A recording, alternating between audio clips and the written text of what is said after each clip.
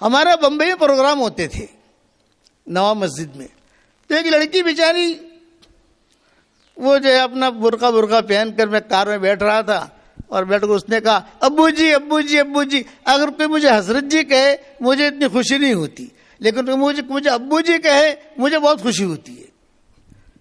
ہماری بچیاں جتنی ہیں، ہماری بہویں جتنی ہیں، میں سب کو کہتا ہوں ابا ابا نہیں کہنے کا، حضرت حضرت نہیں کہنے کا۔ دنیا والوں کے لیے حضرت، تمہارے لیے ابو جی،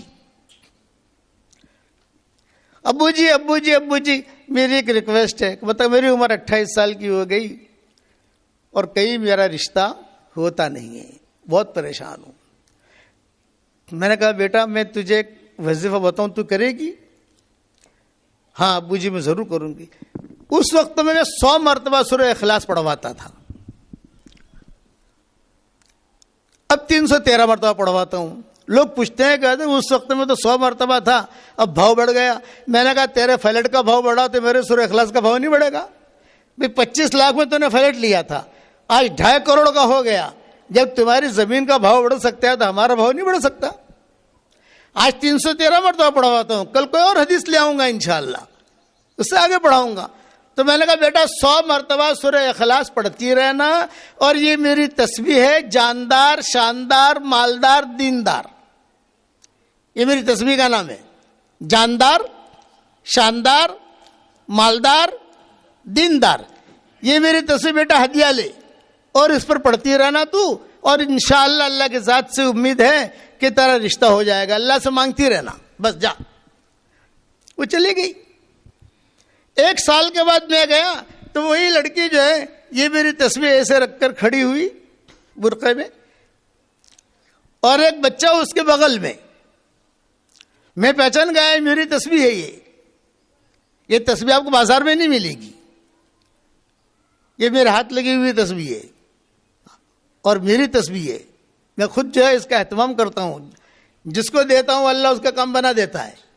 باپو نہیں ہوں میں، معیار کہتا ہے کہ میں انجینئر نہیں ہوں، لیکن اینٹ جہاں سیدھی رکھی ہوگی بتا دوں گا اینٹ سیدھی ہے، اور اینٹ جہاں ٹیڑھی ہوگی بتا دوں گا کہ اینٹ ٹیڑھی ہے۔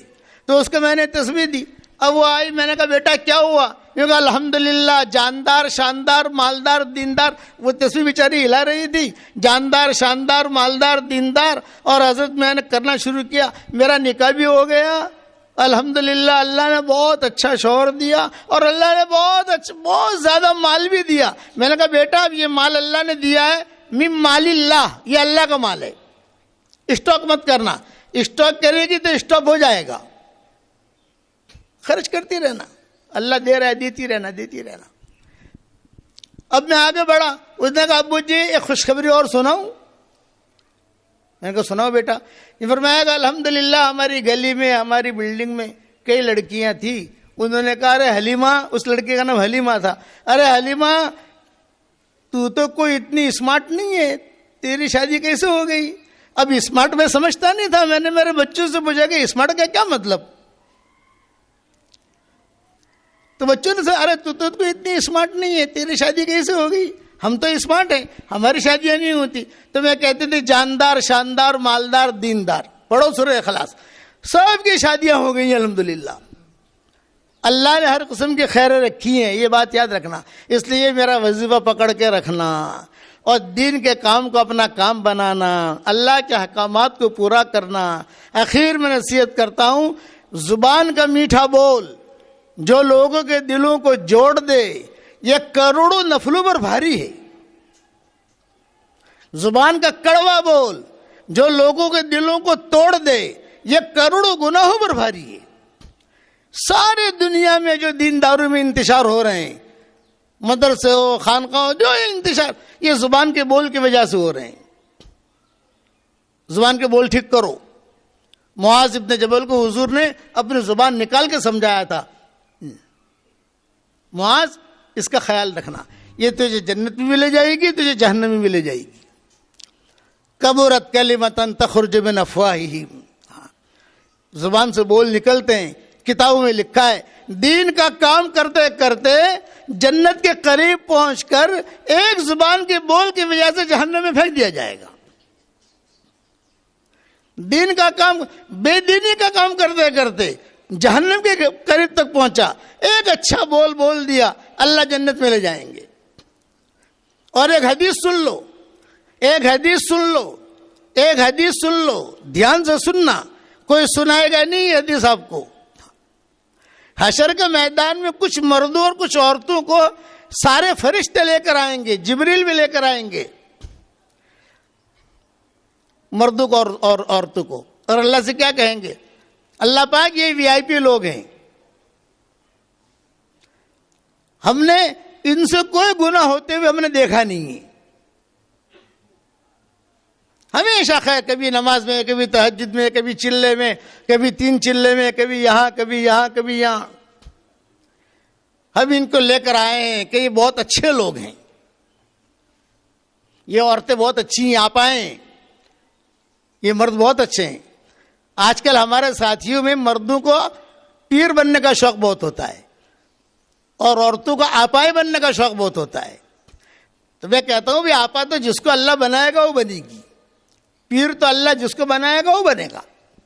تو حدیث شریف میں آتا ہے صحیح روایتوں میں کہ جبریل لے کر آ رہے ہیں اور جبریل کہہ رہے ہیں یہ بہت اچھی عورتیں ہیں، یہ بہت اچھے مرد ہیں، ہم ان کو لے کر آئے ہیں، یہ ٹاپ 1 ہے زمین پر رہنے والوں میں، کبھی کوئی برائی کرتے ہم نے نہیں دیکھا۔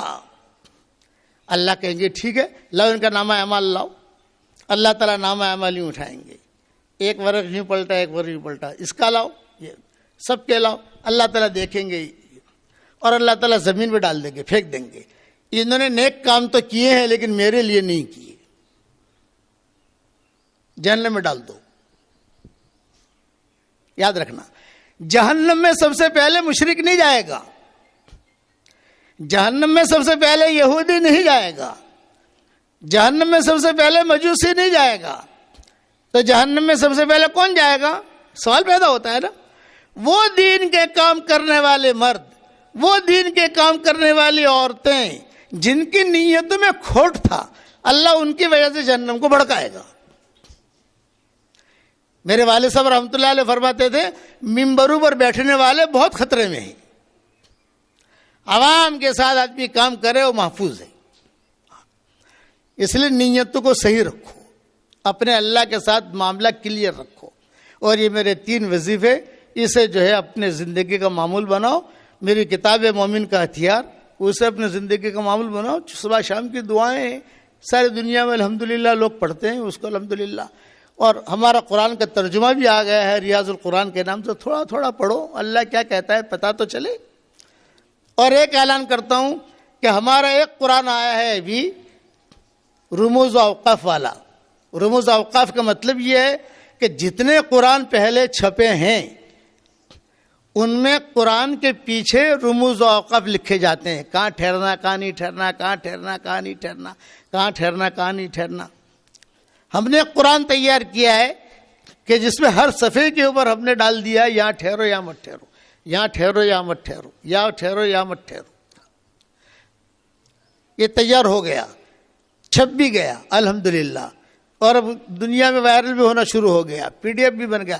میں اس کے کچھ نسخے یہاں لایا تھا، ایک نسخہ تو کل مفتی عبدالرؤف کو دے دیا، اس سے پہلے فیضان القرآن میں دے دیے، 15 سطری ہے یہ جو ہمارے میزبان ہیں مبین بھائی نام ہے غالب ان کا، میں ان کو دے رہا ہوں، یہ میری طرف سے ہدیہ ہے۔ اس کے اندر بچیاں حافظ ہوں، اس میں بچے حافظ ہوں، تو اس میں ان کو پتہ چلے گا کہ مجھے کہاں ٹھہرنا ہے کہاں نہیں ٹھہرنا۔